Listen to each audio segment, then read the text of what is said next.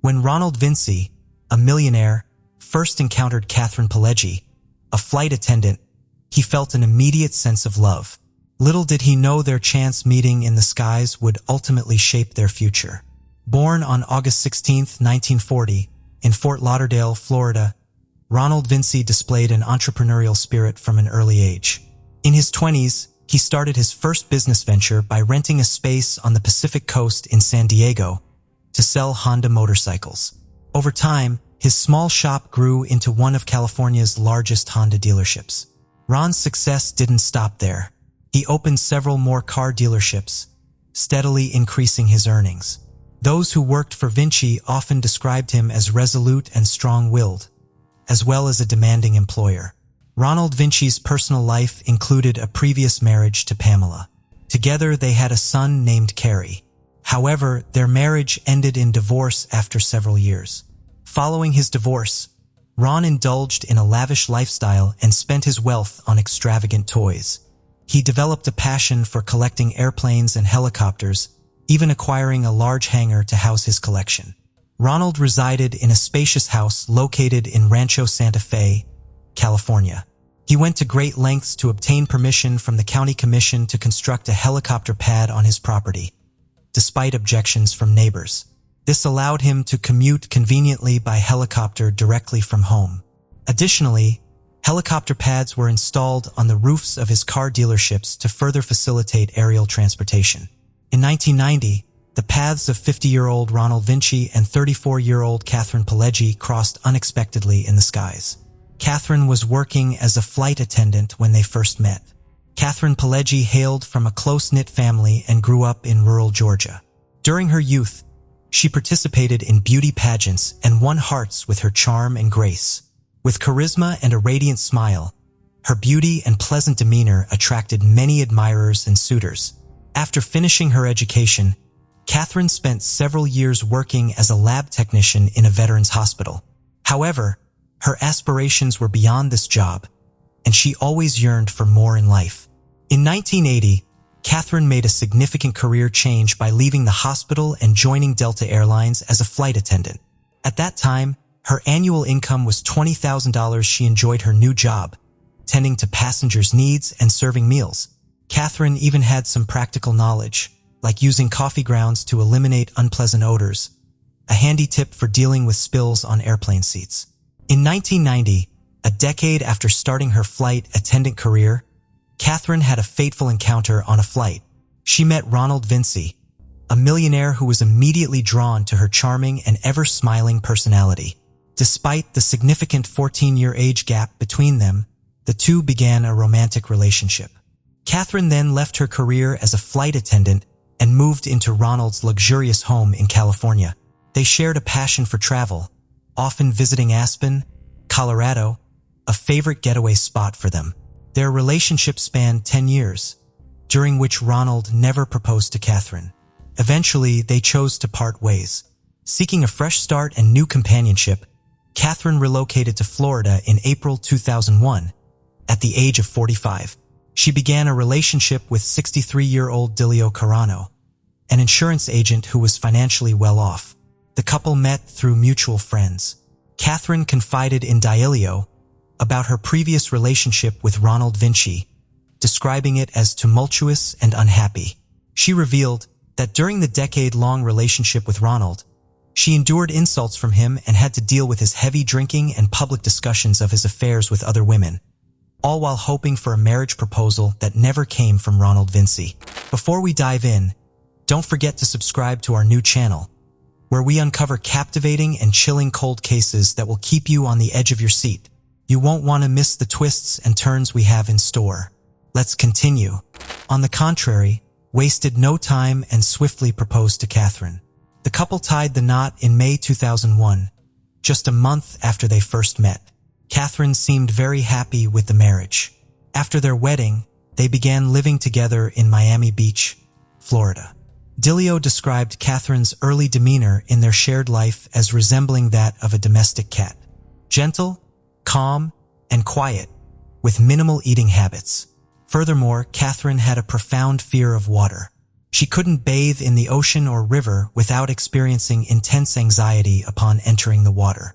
A few months into their marriage, Dielio began to notice a significant change in his wife's behavior. She increasingly requested money from him, demanding funds for clothes and gifts, while comparing him to her friends' more generous husbands. Dielio estimated that Catherine was withdrawing approximately $55,000 monthly from him. She used educational expenses as an excuse but failed to provide receipts or evidence of such expenditures. After several months of enduring this financial strain, Dielio decided he had rushed into the marriage and wanted a divorce. Given their lack of children or shared property, the separation was relatively straightforward. Court documents revealed that Dielio Carano had a net worth of $4,500,000, whereas Catherine had only $8,000 in her accounts. As Catherine prepared to move out of Dielio's house, she expressed sadness and despair, lamenting, "What's the point of living? I don't succeed in anything. There's just no meaning in my life."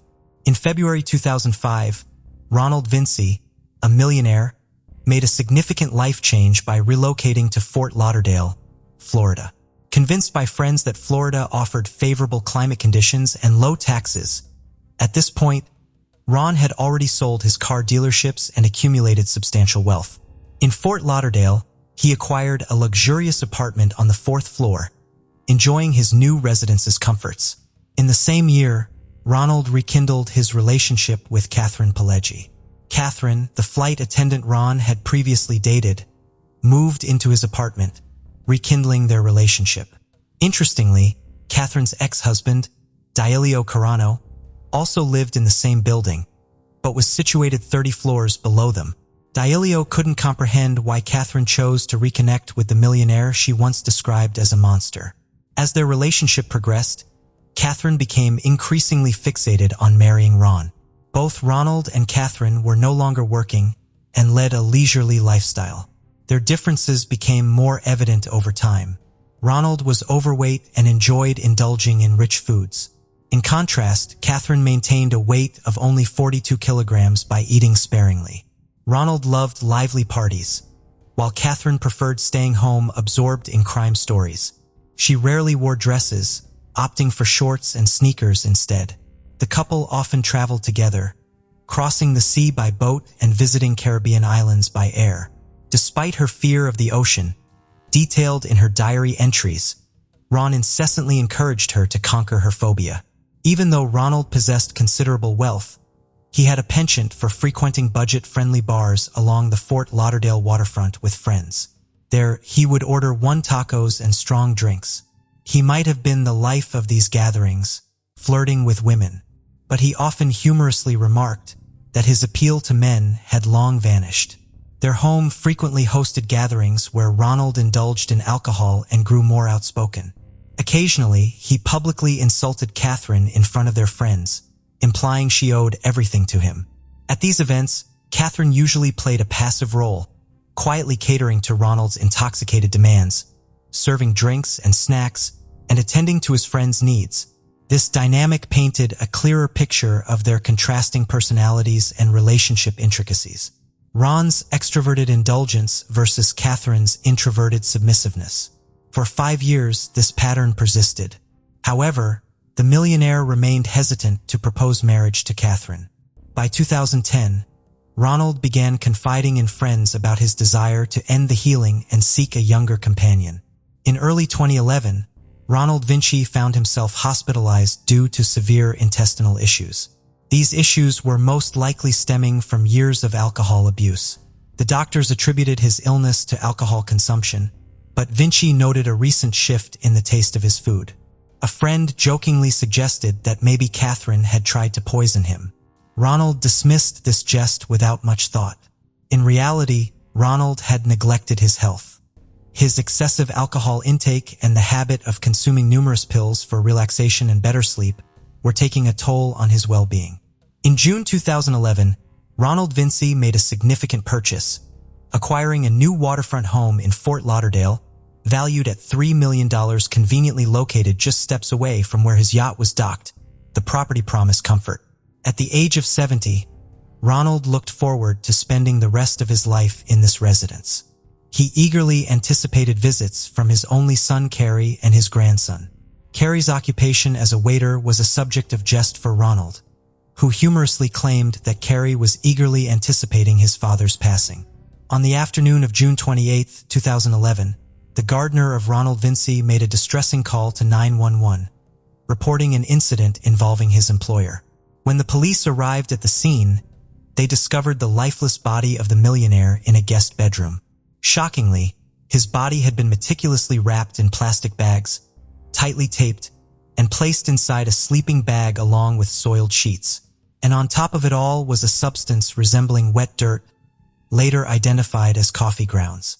Further examination revealed a slashed mattress beneath the blanket on the bed. The gardener informed the police that according to Catherine Pileggi, Ronald had fallen down the stairs, suffered a head injury, and subsequently passed away. The officers had deep suspicions that Ronald Vinci's death was not accidental. During police interrogation, the gardener provided a chilling account of the events leading up to the discovery of Vinci's lifeless body. According to his testimony, Catherine Pileggi had called him late at night, urgently requesting his presence at Vinci's residence. Upon his arrival in the morning, he was confronted with the sight the millionaire's body wrapped tightly in a sleeping bag in one of the guest bedrooms. Catherine, distressed and tearful, implored the gardener to assist her in burying Ron. She revealed that Vinci had expressed a lifelong wish to be laid to rest in the ocean after his demise. To carry out this plan, she had purchased a blue container intended to hold Vinci's body, with the intention of taking it out to sea using the millionaire's yacht. By the time the gardener alerted authorities, Catherine had already brought this container home and placed it in the garage. Upon conducting a thorough examination, the medical examiner made gruesome findings. Ronald Vinci, aged 70, had sustained 9 stab wounds to his chest and neck. He bore marks consistent with hammer blows on his head and had ultimately met his demise from a gunshot wound to the head. On June 27th evening, Ronald Vinci's friends visited his house. Catherine prepared the meal, and Ron provided drinks during their gathering. During dinner, Ron mentioned that his passport and one of his pistols were missing. He also complained that the food tasted unusually bitter. Unexpectedly, Ron, who was known for staying up late, said he wasn't feeling well and went to bed as early as 7:30 p.m., an unusual time for him. His friends eventually found this early bedtime odd and left his house afterward. Catherine Pileggi, aged 54, was brought in for questioning a few hours later, where she provided a detailed confession. She recounted events around 1 a.m., shedding light on what transpired that fateful night. On June 28th, a drunk Ronald Vinci woke up and began verbally insulting Catherine. The situation escalated as he chased her down the stairs, stumbled and fell, hitting his head severely. Catherine claimed she helped him up and guided him to a guest bedroom on the first floor. Afterward, she cleaned the blood stains on the stairs. A few hours later, she entered the guest bedroom to check on Ron, finding him asleep with a loaded gun on the nightstand. Fearing that Vinci intended to kill her, Catherine acted out of fear and desperation. She grabbed the gun and fatally shot him in the head. During interrogation, Catherine admitted she was very scared and angrier than she had ever been before, feeling like her soul had left her body. After the shooting, she inflicted numerous additional wounds on Ron, using a knife and a hammer. Catherine then wrapped his body in a bag and attempted to conceal the evidence by calling the gardener when she realized she couldn't dispose of the body alone. Surveillance camera photos showed Catherine purchasing a large blue container at a hardware store after the murder. This container was intended to be used for disposing of Ronald's body in the ocean. Authorities discovered a gun matching the one used to shoot Ronald in Catherine's car with her fingerprints on it. Her Bentley also contained incriminating items such as a knife, cut-up pieces of a mattress, clothing, and rubber gloves, all stained with Ronald's blood. Consequently, Catherine faced a charge of first-degree murder and was subsequently arrested and detained. Further investigations revealed that just a month before the murder in May, Catherine had been involved in a legal dispute, wherein her sister accused her of borrowing money but refusing to repay it. Catherine defended herself by claiming that the money was a gift, and therefore refused to return it to her sister. On May 17th, the court ruled in favor of Catherine in this dispute. Ronald's neighbors reported hearing screams from Vinci's house on the night of the crime. Additionally, a witness spotted a white car with a large trailer near Vinci's home early in the morning. This car belonged to the gardener. Ronald Vinci's friends disclosed that he had been contemplating ending his relationship with Catherine for quite some time. The couple had not been intimate for several months, and even slept in separate rooms within their large house. Just a few weeks before the tragedy, attempted to give Catherine $1 million through one of his workers, requesting her to leave his house permanently. Prosecutors believed that Catherine's primary motive was the fear of losing her wealthy partner. However, Catherine's defense argued that she had been a victim of severe abuse during her relationship with Ronald and acted in self-defense. Questions arose regarding why she did not immediately contact the police, why she did not tell the truth right away, and why she endured the alleged abuse for years without leaving him. Some of Catherine's relatives defended her in court, and a court psychiatrist identified some signs of domestic violence. Nonetheless, none of Ronald's close associates could confirm witnessing any mistreatment in their relationship. They described Catherine as calm and noted that she never complained about her life. During the court proceedings, Catherine made a startling accusation against Ronald Vinci, claiming he was responsible for the sudden death of her younger sister, Angela, 3 years prior in December 2009. Catherine, Ronald, and Angela had embarked on a Caribbean cruise together. Angela had been struggling with substance abuse issues and consumed excessive alcohol during a party on the cruise, leading to severe illness and intense convulsions. In an effort to help her sister, Catherine performed artificial respiration. Tragically, Angela's heart stopped beating, resulting in her death. It later emerged that Ronald had provided Angela with some pills on the evening of the cruise, presumably to help her relax. Catherine firmly believed these pills were a contributing factor in her younger sister's death. In 2014, a jury found Catherine PGI guilty of the murder of Ronald Vinci. Consequently, she was sentenced to 25 years in prison. She is currently serving her sentence at the LEL Correctional Institution in Marin County, Florida. Her potential release date is set for January 2034, when she will be 77 years old. The story of successful and wealthy Ronald Vinci took a tragic turn due to his ill-fated relationship with quiet and unassuming flight attendant, Catherine PGI. Despite his many wise decisions in life, this particular relationship ultimately proved to be a fatal error for the millionaire. The case of Nicole Ford. Manipulation is a special psychological technique that allows one to achieve personal goals without considering the partner's interests. Notably, a skilled manipulator keeps people they need close to them for years, using various tactics, methods, and approaches in intimate relationships. Such manipulation usually makes the other party doubt the correctness of their decisions, feel guilty, and can significantly undermine their self-esteem. Typically, relationships with a manipulator start off ideally, as these individuals know how to gain trust, charm, and win hearts. They appear caring, understanding, empathetic, and someone with whom one can share joys and sorrows at any time. Gradually, they probe your weaknesses and begin to exploit them. Sometimes, such individuals even commit serious crimes through others in such a way that the manipulated person believes they are acting entirely of their own volition or for the greater good. The case of Nicole is not unique, but it serves as a vivid example of how a man can skillfully manipulate the emotions of women who are in love with him. He kept one lover from leaving for many years, destroying her emotional state with his actions and convincing her that she could not live without him. He persuaded another lover to commit a crime, convincing her it was a righteous act to save a child. He planned everything down to the last detail, but recordings from street surveillance cameras did not allow him to escape accountability.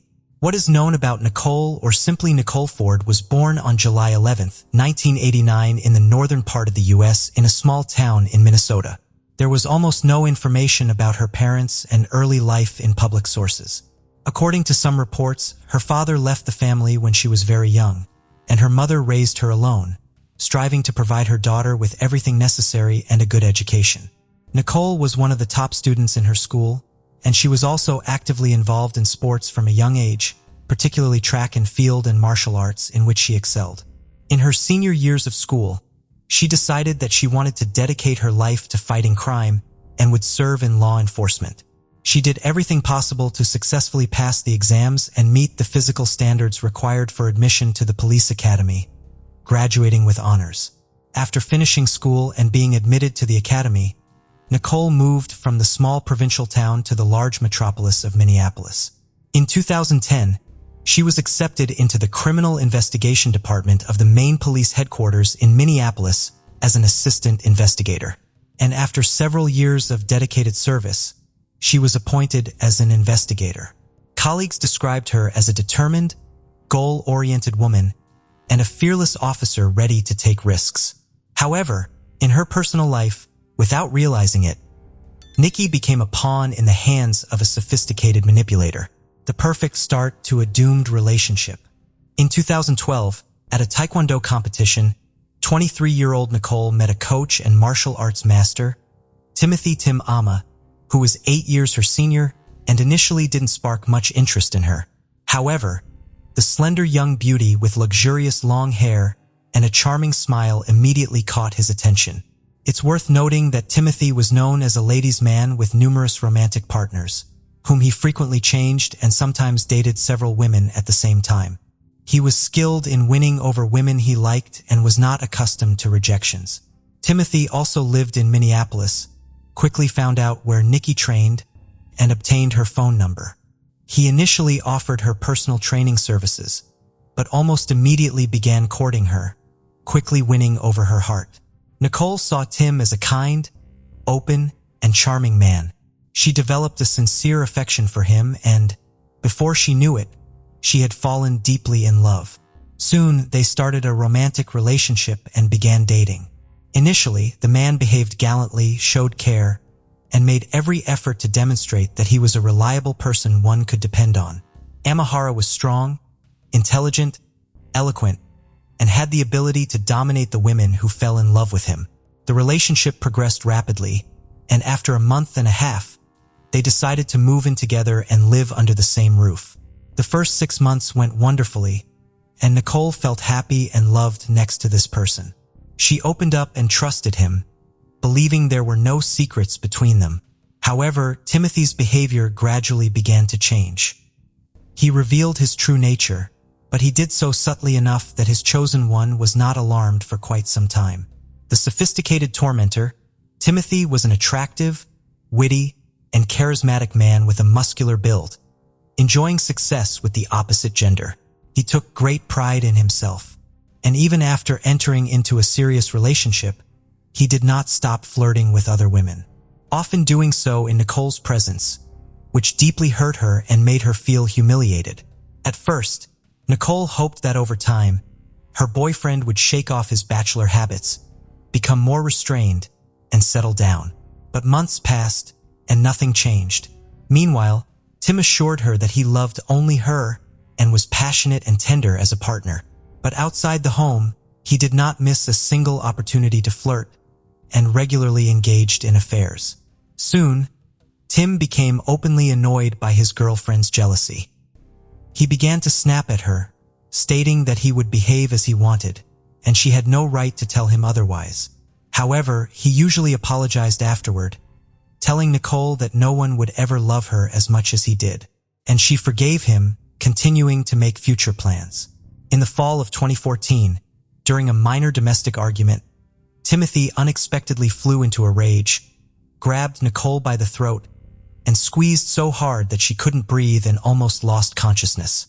Suddenly, he came to his senses, let Nicole go, and pushed her so hard that she fell, hitting a wall.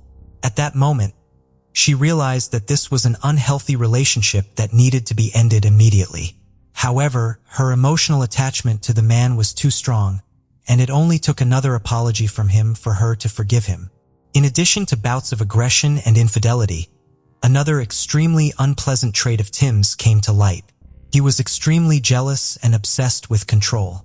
The man monitored every step his chosen one took her phone without permission, checked her contact lists, messages in messengers and social networks, and kept a close eye on who she talked to and where she was. This continued for several years. Tim could cause a scandal out of nowhere, unjustly accusing his beloved of infidelity, while he himself did not miss an opportunity to be unfaithful. He often resorted to physical violence, but continued to convince Nicole that no one would ever love her, as he did if she ever attempted to leave. When ending the relationship, the man resorted to blackmail, claiming that he would end his life, and it would be on her conscience. In November 2015, after another argument that ended in violence, Nicole packed her bags and with a suitcase in hand, left the house. Timothy, who until the last moment did not believe she would do it, saw his partner leaving, chased her down outside, grabbed her by the hair, and dragged her back into the house. But the woman began to scream and struggle, attracting the attention of neighbors, and the man was forced to back down, letting her go. After so many years in an abusive and manipulative relationship, Nicole could finally breathe a sigh of relief.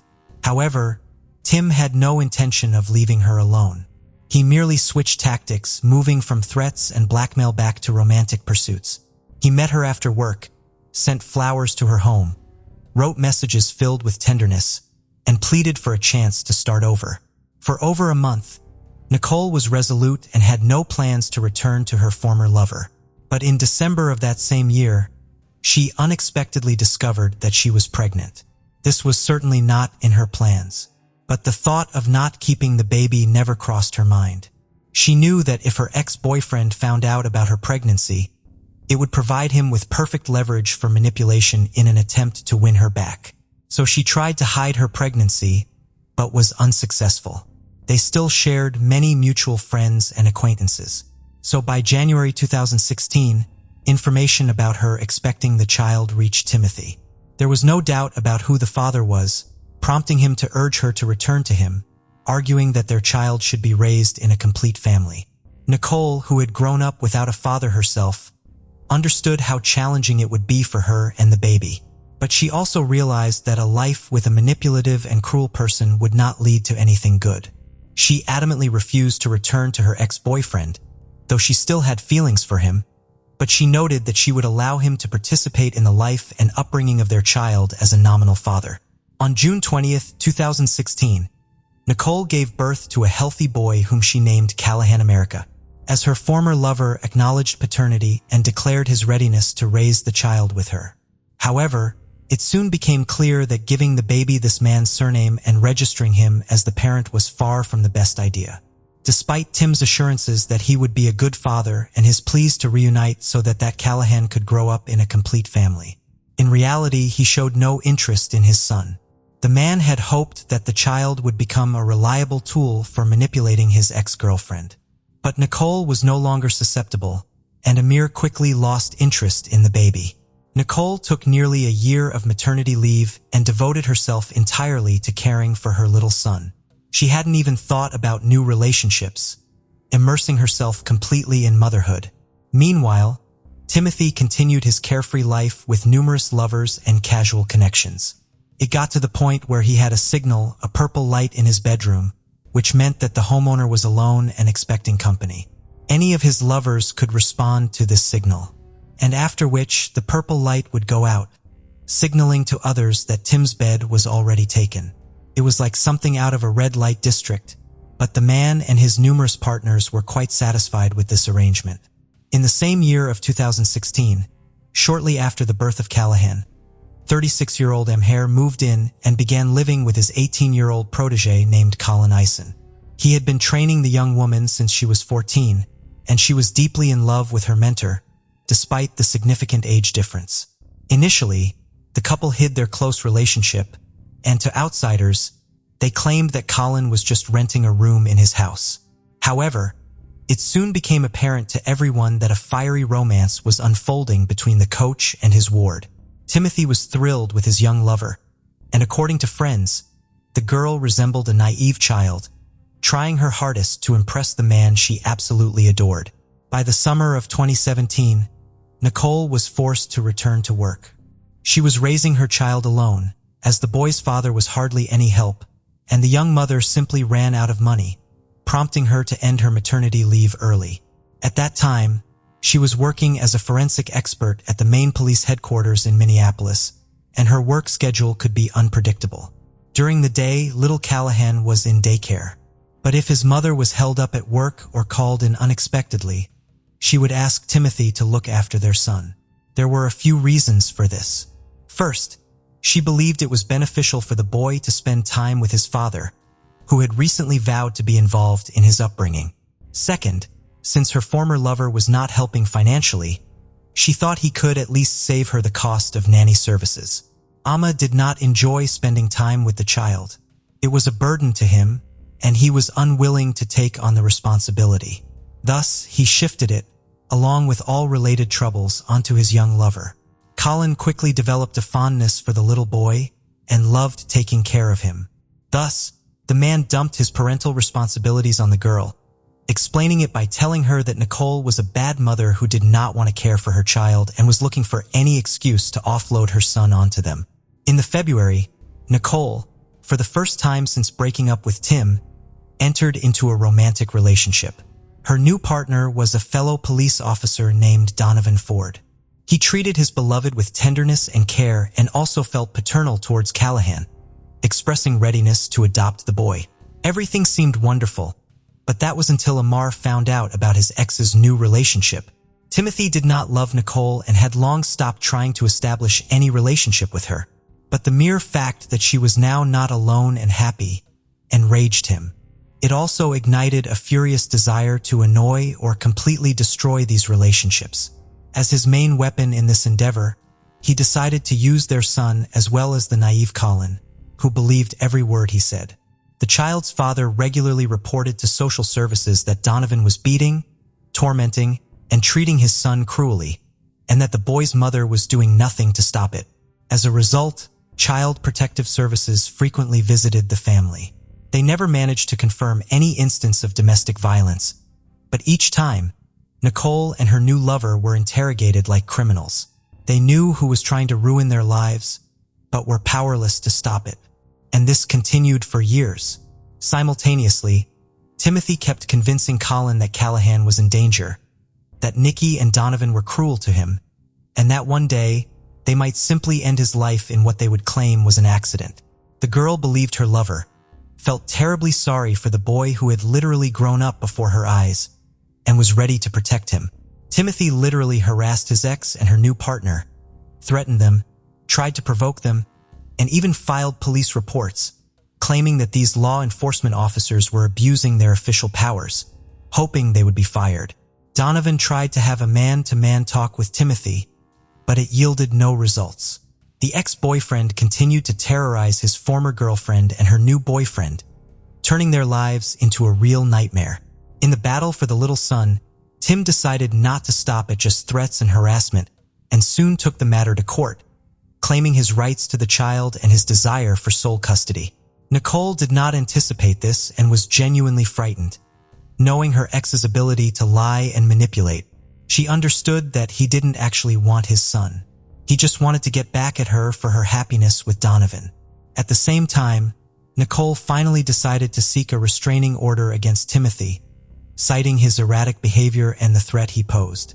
She was confident that the custody issue would likely resolve in her favor, but she also realized that the legal battles could drag on for years, as Tim was not one to back down easily. Meanwhile, Timothy continued to poison his ex-girlfriend's life, concocting various fabrications. He even tried to accuse her of attempting to take his life, claiming she had tried to run him over with her car. He claimed that he managed to jump away just in time, and that Nicole only ran over his foot. Astonishingly, he took this case to court, but he couldn't prove anything since there were no witnesses, no camera footage, and importantly, no actual injury. In September 2022, the custody case went to court. The man once again tried to slander his former lover, accusing her of harming their child, and even secured support from Colin, who corroborated his story. He also tried to persuade little Callahan to say that his mom and Donovan were hitting him. But the child not only refused to lie, but also revealed that his father was coaxing him to lie by promising him sweets. The court took the child's account into consideration and awarded sole custody to the mother. Nicole was about to breathe a sigh of relief, but Timothy persisted and appealed the decision. Initially, he secured the right to see the child once a week under the mother's supervision, and later, he was allowed to spend time alone with the boy without Nicole's presence, which greatly upset and frightened her, as anything could be expected from him. Ultimately, after several more court appeals and to avoid further disputes, Timothy was allowed to see his son at a specialized family center designed to prevent parents in conflict from encountering each other and causing further psychological damage to the children. The facility had multiple separate parking lots and separate entrances, so one parent could bring the child for the other parent to meet. But the ex-spouses did not interact or even see each other. The mysterious attacker. On April 19, 2022, when Nicole arrived at the family center to pick up her son after another visit with his father, something unforeseen happened. She parked her car and was heading towards the entrance, but she didn't make it inside. Suddenly, a person dressed in black clothing, a mask, and a hood approached her, pulled out a gun, and shot her 4 times at close range, then quickly disappeared in an unknown direction in a black pickup. Incredibly, Nicole not only remained conscious, but also managed to dial emergency services. However, she couldn't convey anything to the dispatcher. One of the bullets hit her neck, missing the carotid artery by a millimeter and damaging her vocal cords, so she could only make gurgling sounds. At that moment, a woman who happened to witness the event came to her aid. She was just passing by when she heard the shots and saw the fleeing black figure jump into a vehicle and disappear. The woman quickly pulled over, made sure the shooter had left, and then rushed to help the victim. She was the one who explained to the dispatcher what had happened, provided the address, and pressed her clothing against Nicole's wounds to stop the bleeding, saving her life. The victim spent several days teetering on the brink of life and death in a coma. She lost a lot of blood, and her vital organs were affected. But despite the severity of her injuries, doctors managed to stabilize her condition. Medical professionals believed Nicole was incredibly lucky, as death was only millimeters away from 2 bullets. One passed near an artery, and the other nearly struck her heart. The woman survived, and now it was necessary to figure out who wanted her dead. Prime suspect, Nicole had no doubt that her ex-lover was the one who had shot her, which she reported to the police as soon as she regained consciousness. Earlier, while the woman was in a coma, Donovan had also informed the police that apart from Timothy, the victim had no other enemies. Timothy was indeed interrogated and checked first, but he had a solid alibi, as he was at the family center with his son at the time of the attack, confirmed by staff and internal surveillance footage. Simultaneously, the theory was investigated that someone among the criminals she had previously arrested and helped incarcerate individuals who might have organized the attack on the police officer and investigator. Undoubtedly, due to her profession, she could have had ill wishes. But Nicole herself was convinced that Timothy was involved in the assassination attempt. At the scene, 4 casings were found, and a camera at the nearest intersection captured a suspicious black Dodge Ram pickup running a red light without license plates. This same vehicle was mentioned by the eyewitness, who had essentially saved the victim's life. Thus, it was necessary to check what vehicles Timothy owned. During another interrogation, the suspect mentioned that he had a Chevrolet Traverse SUV in his garage, and he also owned a Dodge Challenger. However, according to Timothy, he never had a pickup. Yet, the investigation showed that the man was lying, and a black Dodge Ram, identical to the one used by the shooter, was registered in his name. Once the truth emerged, Timothy was arrested pending further investigation. When shown the surveillance footage, he recalled that he did indeed have such a vehicle, but claimed he rarely used it and it mostly sat idle. Moreover, he noted that his pickup had colorful stickers on the doors and hood. This was verified, and indeed his vehicle had stickers, but they looked as though they had been applied just recently. Nonetheless, all the evidence was circumstantial, and law enforcement needed to find the weapon and the actual shooter to fully resolve the case. It turned out that Timothy's vehicle was equipped with a satellite navigation system, which allowed the tracing of the vehicle's entire route on that day. It was discovered that the car was brought to the back entrance of a school on the evening of April 18th. There it remained all night and almost the entire next day. Road cameras traced that the vehicle arrived there with license plates, but by the next evening, it left without them. The person who used the vehicle that day was of short stature, slight build, and from a distance the silhouette appeared feminine. As a result, it was decided to immediately detain and interrogate Timothy's live-in girlfriend, Colin Larson. A search was also conducted at the couple's home, and although the weapon used in the crime was not found, law enforcement discovered ammunition of the same caliber used by the shooter. The frightened girl almost immediately began to give confessional testimony, confirming that Timothy was the mastermind behind the crime. However, Colin believed that her lover had acted with good intentions, thinking they were trying to radically save little Callahan from a cruel mother. Timothy had spent years manipulating his trusting young girlfriend, convincing her that the boy was being mistreated and subjected to violence, and she unquestioningly believed every word her lover said. She felt immensely sorry for the child and believed that Timothy wished his son well and wanted to protect him. The trial of the conspirators began in November of the same year. Colin confessed that her lover had provided her with the firearm and had taken the pistol back after the assassination attempt and disposed of it, but she did not know what exactly he did with it. The prosecution was largely built on circumstantial evidence, a point that the defendant's lawyers emphasized. Nevertheless, the decisive factor was Colin's confession, who still could not believe that her lover had deceived her and believed that they were committing a righteous act. The court also considered the testimony of the victim herself about what kind of person Timothy was and how skillfully he had always managed to manipulate the women who loved him. 42-year-old Timothy was found guilty of organizing a first-degree attempted murder, as well as incitement and aiding and abetting. He was sentenced to 18 years in prison, the maximum term for such cases. 24-year-old Colin Larson, as the executor, received 16 years in prison. A year after the assassination attempt, Nicole managed to fully recover physically and emotionally. She and Donovan officially legalized their relationship, and the man became the best father Callahan could ever wish for. The now married couple is expecting their first child together, and the woman who saved Nicole's life then will be the child's godmother. Finally, it should be added that Timothy, with good behavior, will be eligible for parole in February 1935.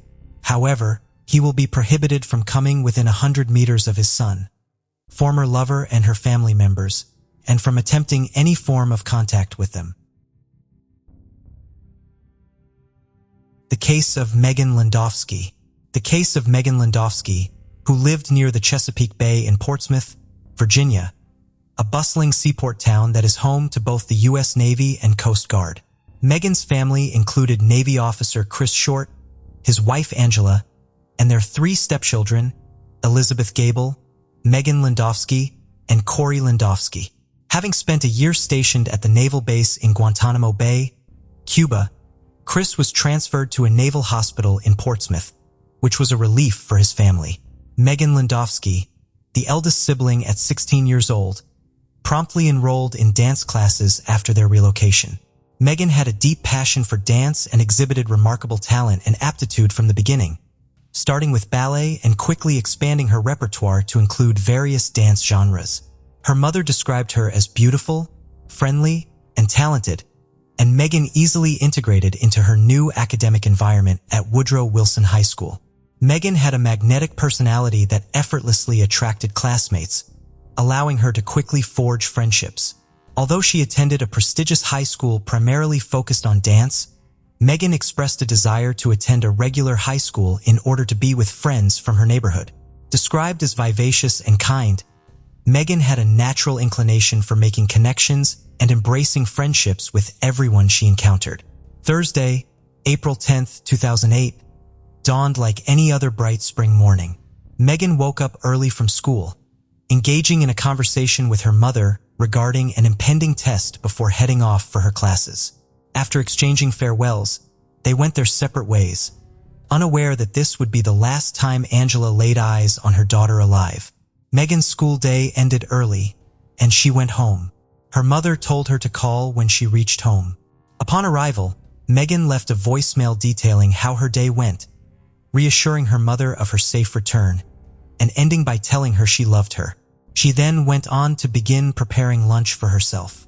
However, things took a dark and disturbing turn around 4 p.m. that afternoon.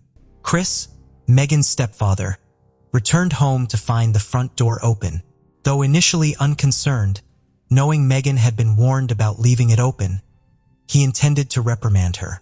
Calling out her name yielded only silence as he moved through the house. Upon entering the kitchen, he was confronted with a harrowing sight. Megan, lifeless on the floor, a victim of murder. Chris would later recall how he found her, like hauntingly still and staring out into the void. Local detective Doug Funkhauser was on his way to celebrate his anniversary with his wife when he received the distressing call about a young girl's murder in town. Rushing to Robert's Court in Portsmouth, he was confronted with a horrifying sight. Blood stains on the door handle caught his attention as he approached the residence. Inside, in the kitchen, he discovered the gruesome scene. The teenager's partially naked body sprawled on the floor. Megan lay amidst a sizable pool of blood, bearing multiple stab wounds across her back, neck, face, and throat, with her mouth sealed shut with tape. For Detective Funkhauser, a seasoned investigator, this case stood out as one of the most brutal he had ever encountered, compounded by the fact that the victim was a young child. The thought of his own 3 children intensified his determination to bring the perpetrator to justice. Despite Megan not inviting the killer into her house, there were no signs of forced entry. However, a leaf found inside, traced back to the bush by the window, showed that the assailant had entered through the first-floor window. The attack started in an upstairs bedroom, evident from the messy bed that indicated a struggle. Her underwear was on the floor, and a tape dispenser under the left corner of the bed matched the tape used to bind her. Blood-stained tape was collected for analysis. Police took pillows, sheets, and blankets for forensic examination. Disturbing evidence was found in the bedroom. Seminal fluid on the juvet and in Megan's underwear suggested she was sexually assaulted before the brutal attack downstairs. Megan had 43 stab wounds, 11 after her death. She was discovered naked from the waist down with her arms bound behind her with tape. The forensic team quickly identified the potential murder weapon. They found a knife missing from the kitchen counter holder, eventually locating it in the sink. Megan was first attacked in her room, but escaped downstairs before being fatally assaulted. The perpetrator moved through the house, leaving footprints, and washed their hands in the sink, leaving behind one of the 2 knives used in the murder. The other knife taken from the kitchen block was found in a storm drain nearby. Detectives realized they had to apprehend the murderer promptly. The investigation began swiftly, with officers thoroughly searching the area, looking for witnesses who may have seen or heard something suspicious during the crime. Unfortunately, no one provided any useful information, and it seemed like the culprit had fled unnoticed. The town was gripped by fear, with parents worried about their children's safety, many too scared to sleep at night, aware that a killer was on the loose. After their daughter's murder, Angela and Chris quickly told the police they suspected Robert Hickey, a friend of Chris from the Navy who had a troubled past. When Megan was 16, Robert, who also worked with Chris, sexually assaulted her.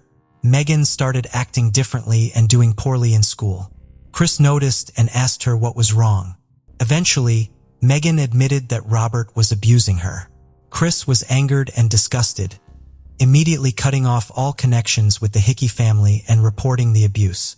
At this point, Megan's parents had initiated legal action just 5 months before her murder, with a trial awaiting. They now suspected that Robert had killed Megan to prevent her from testifying against him, fearing the potential damage to his reputation and the risk of incarceration. Megan had even voiced concerns about him coming after her, and tragically, it appeared her apprehensions had materialized. Officers went to Hickey's house looking for evidence related to a murder, but they didn't find anything incriminating. However, when they checked his computer later on, they saw that someone had tried to delete everything on the hard drive. A file that had been recently deleted was found showing illegal pictures of underage kids.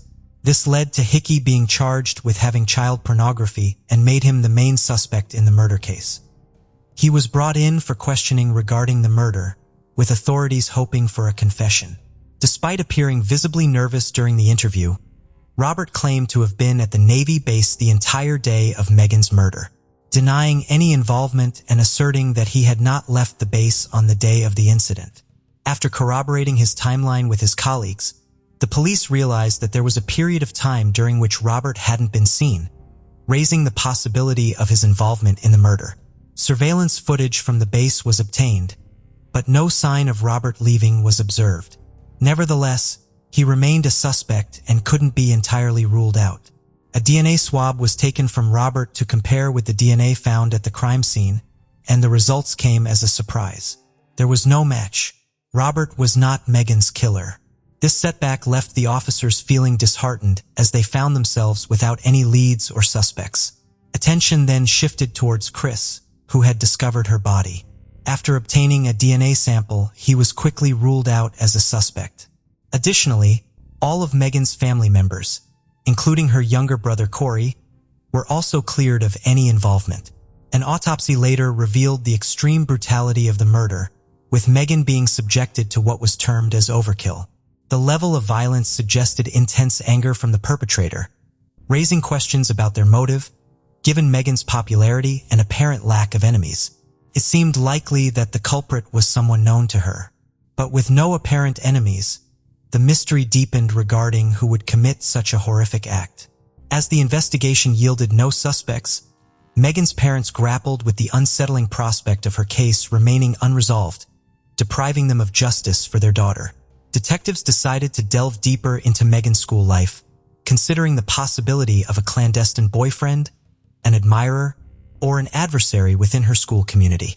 They interrogated Megan's close friend in hopes of uncovering potential leads, but she was unable to provide any valuable insights.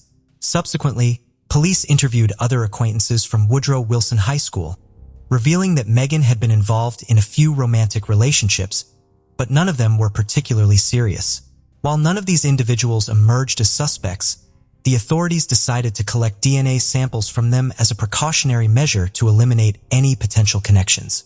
Forensic experts specializing in biogeographical analysis re-examined the DNA evidence collected from the crime scene in an effort to determine the geographical origin of the perpetrator.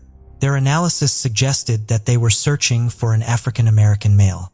Despite 6 months elapsing with no significant progress in the case, a breakthrough occurred when a cooperative classmate provided the police with valuable information, a list of boys with whom Megan had occasionally engaged in flirtatious interactions. Upon review, all individuals on the list except one had already been interviewed. This exception was 17-year-old Robert Lee Barnes. In addition to her regular school education, Megan had also been enrolled in a performing arts program at Churchill High School, where Robert Barnes was also a participant. Megan had once told her close friend that she believed Robert had feelings for her, feelings she did not reciprocate. Robert Barnes, a talented violinist, was regarded as a diligent student who never encountered any disciplinary issues at school and was not known to cause trouble. He shared a close friendship with Megan and had even visited her home on several occasions, according to her parents, who described him as always polite and very kind. When the police located him for questioning regarding Megan, the interview followed the standard procedure, just like the other previous interviews they had carried out. Robert informed investigators that Megan was a kind and pleasant individual, expressing disbelief at the notion of anyone wishing her harm. He mentioned their participation in a recital together and their occasional hangouts. The police did not find anything suspicious during the interview until towards the end when they asked Robert if he would provide a DNA sample. Robert hesitated before refusing, which raised eyebrows among the investigators since all of Megan's other classmates had been cooperative. Robert politely explained that his mother wouldn't agree to it, but the police clarified that parental consent wasn't necessary, especially considering Robert was now 17 years old. Despite this, Robert declined once again. The investigators couldn't shake the feeling that something was amiss with Robert Barnes. After concluding the interview, they instructed him to seek his mother's consent for the DNA sample and to contact them afterward. Later, the detective received a call from the lab analyzing the bubble gum. They inquired about the sample's origin, and after confirming that he had observed Robert placing the gum into the glove, questioned whether he had been under constant observation. To their surprise, the DNA the sample matched that of a female. Robert had switched the gum he was chewing with a different piece that he provided as his sample on October 23, 2008. Robert Barnes was summoned for questioning once more, this time accompanied by his mother. During the interview, when confronted with the DNA findings, Robert inadvertently revealed that the incident had occurred on a Thursday. Up to that point, none of the individuals interviewed by the police had been aware of the exact day and date of the murder. When the officers pointed this out to him, he provided an absurd explanation, claiming that on that particular day, Megan had asked him to come to her home, where he allegedly discovered her being held at gunpoint by a masked individual. According to Robert, the assailant then pointed the firearm at him and forced him to tie Megan up. Robert further claimed that he was compelled to sexually assault Megan under duress. Subsequently, he stated that they all went downstairs where the gunman seized a knife and stabbed Megan. Robert claimed that the assailant then forced him to cut himself, ensuring his blood would be found at the crime scene. Robert had fabricated this narrative in an attempt to present himself as a victim and explain away any potentially incriminating evidence against him. However, law enforcement remained skeptical of his account and did not believe any of his claims. When confronted with the evidence of footprints, they questioned why only his footprints were found and not those of the alleged assailant. Robert's mother intervened, advising him to stop speaking and vouching for his character, claiming he was a good and innocent child. The police collected a sample of his DNA, and the analysis confirmed a match between Robert's DNA and the assailant, contradicting his claims. Robert Barnes was arrested for the murder of Megan Landowski. The news left Megan's parents in shock, as they could not comprehend how the quiet boy, who used to ride the school bus with their daughter, could be capable of such violence. According to the police, Robert likely gained entry to the home through the window that afternoon, surprising Megan in her bedroom before committing the atrocious acts. Megan managed to flee downstairs, but Robert pursued her, stabbing her with a kitchen knife and continuing to do so even after her death. Afterward, he left the scene and carried on with his life as if nothing had occurred. The investigators speculated that Robert had developed an unhealthy obsession with Megan, while Megan only wanted a platonic relationship between them. When Robert's advances were rejected, he resorted to coercion, which ultimately led him down a destructive path that culminated in tragedy. In September 2009, Robert accepted a plea bargain that spared him from being tried as an adult as he had recently turned 18. He pleaded guilty to charges of first-degree murder and aggravated sexual battery. Robert Lee Barnes was sentenced to 42 years in prison and remains incarcerated at the Red Onion State Prison in Wise County, Virginia. Whether driven by love, desire, bitterness, or the sting of rejection, Robert's actions and atrocious deeds towards someone he claimed to love and care for were not justified. Instead of accepting to move on, he chose a dark path that led to a tragic fate, ending the life of an innocent soul, and in the process, ruining his life and affecting the lives of Megan's loved ones. Megan Landowski's tragic story mirrors countless others, highlighting the perilous consequences that can arise from such situations. We extend our heartfelt prayers and thoughts to her departed soul and the loved ones she left behind. The case of Lily James. Lily James was born in May 2002 in Yamba, New South Wales, Australia. She was the beloved first child of the close-knit James family, especially adored by her maternal grandmother, Barbara. Growing up by the ocean with her younger brother Max, Lily was known for her active and enduring nature with a passion for swimming. Her father, who coached water polo at an Anglican girls' school, supported her interest. Her friends remembered her as sociable, friendly, and excelling in her studies, always willing to help others, which made her very popular. In her upper school years, Lily's achievements in academics, sports, and community life were recognized, and she was considered one of the best students. Her incredible talent to excel in all areas of activity was undeniable. She also had a passion for the dramatic arts, which led her to participate in the theater and dance club. She was eventually invited to perform at the famous Woodford Folk Festival, one of Australia's largest annual events. During the event, Lily impressed the audience with her rendition of a monologue from William Shakespeare's Macbeth, showcasing her skills, charisma, and allure, and securing second place in the theater category. In 2018, Lily passed her beginner's driving test, adding to her list of accomplishments. Her athletic successes were also noteworthy as she began to pursue water polo professionally, earning the title of swimming champion in the 17 category. Her parents were thrilled with her successes and celebrated each accomplishment grandly. By her senior year, Lily had decided to focus on a sports career, and in 2020, she enrolled at Sydney Technological University to pursue a bachelor's degree in sports business management. In 2021, Lily started a new job as a water polo coach at St. Andrew's Cathedral School to gain teaching experience and spice up her college routine. Thanks to her youth, vibrant personality, and love for sports, she quickly connected with her colleagues, the administration, and her students, trying to find a unique approach to each student and highlight their strengths. It was during this time that Lily met Paul, the new cricket and hockey coach who caught her attention.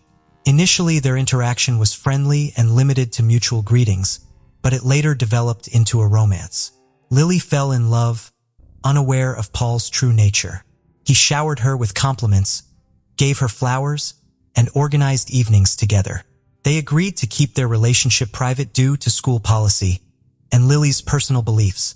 However, over time, rumors began to spread, and Lily discovered that Paul had broken their agreement and portrayed her in a negative light. She felt betrayed and humiliated, so she confronted Paul and ended the relationship.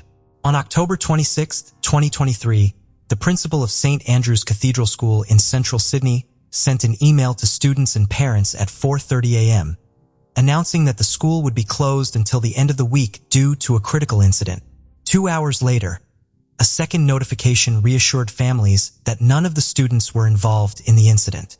However, graduating students sitting for exams were exempt from the closure. The school provided psychological support to those affected by the situation. A 24/7 consultation center was set up in the school library to provide assistance. On Thursday and Friday, forensic teams thoroughly searched the school building and surrounding area. Access to the gym was restricted, and the adjacent shower area was scheduled for demolition. The reason for the school's closure was slowly revealed. On October 25, 2023, around midnight, the body of 20-year-old Lily James, the school's water polo coach, was found in the school shower. She had last been seen alive at 7 p.m. Surveillance cameras showed someone following her around 8 p.m., but the pursuer left alone and exited the school. Lily's parents raised the alarm when she failed to contact them, and the police were informed. A night guard discovered her body in a pool of blood with severe head injuries. After recovering from the shock, he called emergency services. Later, detectives invited a family friend to identify the body, which was difficult due to the severity of the injuries. The news of Lily's death sparked an outpouring of grief from the community. Her home was filled with friends, neighbors, and acquaintances, offering support to her family. Locals also paid their respects, leaving flowers and toys outside her home, creating a memorial. In a shocking twist, another tragic death occurred on October 27, 2023, at 8 a.m., just 11 miles from the scene of Lily's death. A man's remains were discovered on the rocks of Diamond Bay Reserve near Vaucluse, an eastern suburb of Sydney. After the police were called, a rescue team was quickly assembled, including a bomb squad, Marine Corps, and a rescue helicopter. At 3:30 p.m., they recovered the man's body and took it to forensic experts for identification. Due to the severity of his injuries from a high fall, visual identification was not possible, so fingerprints were used instead. The experts suspected the man's identity, but they needed confirmation. Eventually, they identified the body as 24-year-old Paul, who was suspected of committing a crime against Lily James. Investigators now had to piece together the connection between the two fatal incidents and uncover what had happened between them. Paul's later attempts to make amends and were rebuffed by Lily, who remained unforgiving. She took comfort in the fact that their brief relationship had at least revealed his true nature to her. Born in 1999 in the Netherlands, Paul came from a wealthy and prominent family. When his father's job required a move to Australia in February 2015, Paul and his family relocated. As an only child, he received excessive attention and pampering, which contributed to his selfish and entitled personality. Paul thrived academically and athletically at St. Andrew's Cathedral School, where he excelled in cricket and eventually became team captain. He was also involved in organizing extracurricular activities and festivals. While some of his peers found his confidence off-putting, he was charming and charismatic around girls. After graduating in 2017, Paul landed a job as an assistant coach for cricket and hockey. By early 2018, he took over the management of these sports teams. Despite feeling confident in his new role, Paul suddenly resigned and returned home to his family for unknown reasons. Back home, Paul pursued further education, earning a master's degree in sports management. During a conversation with old friends, he revealed that he had honed his coaching skills, which led to a lucrative job offer from his former employer. By early 2020, Paul returned to his old school. Upon his return to Australia, Paul reunited with a former friend, and they decided to split housing costs. Paul preferred shared living despite being able to afford a solo apartment. Their economically priced apartment was in Kensington, a suburb of Sydney. Initially, the friends got along, socializing at bars after work. However, a few months later, tensions arose, and Paul decided to live alone due to their conflict.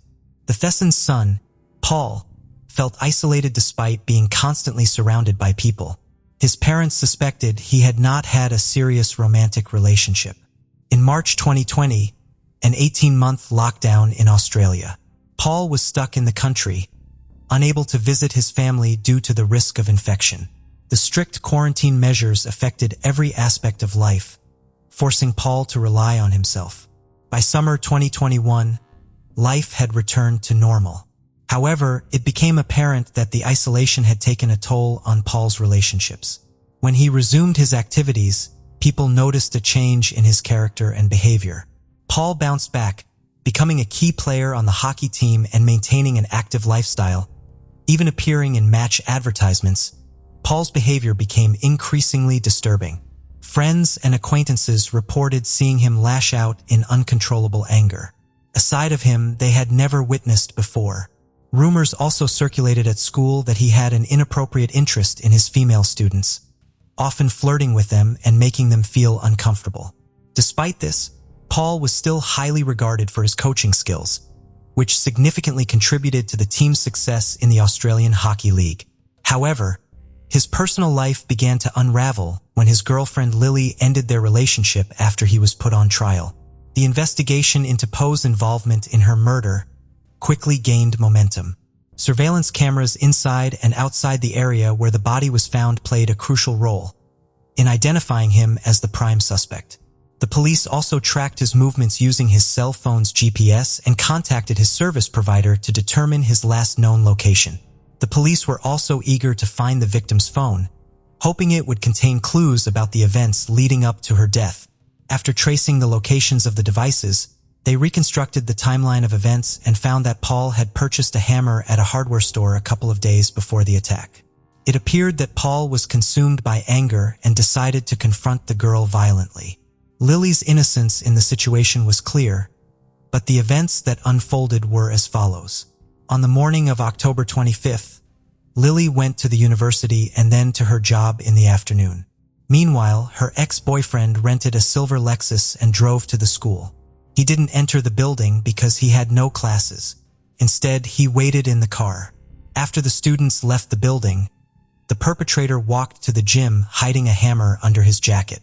He waited for Lily to finish her training, then followed her when she went to freshen up and take a shower. This was when Lily was most vulnerable, and the perpetrator attacked her, striking her head.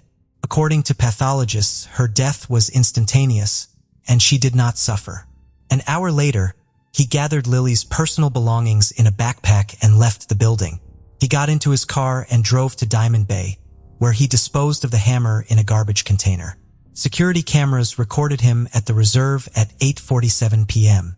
Paul's last known location, as tracked by investigators, was the Gap, a cliff in Sydney's eastern suburb of South Head. The Gap is a popular tourist spot, but it's also infamous for its history of suicides. At around 10 p.m., Paul used Lily's phone to send a message to someone called James, which would ultimately lead to the discovery of the girl's body. It's unclear why Paul did this.